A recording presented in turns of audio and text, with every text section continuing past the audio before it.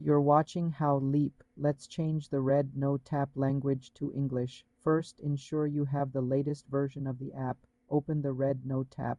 Tap the menu icon, usually 3 lines or a gear. Look for settings or a language option. Tap language or a similar option. Select English from the list. If you don't see the option, check your phone's system language. Go to your iPhone settings, tap General, then Language and Region. Change the iPhone language to English.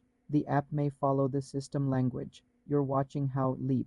Let's change the RedNote tap language to English. First, ensure you have the latest version of the app.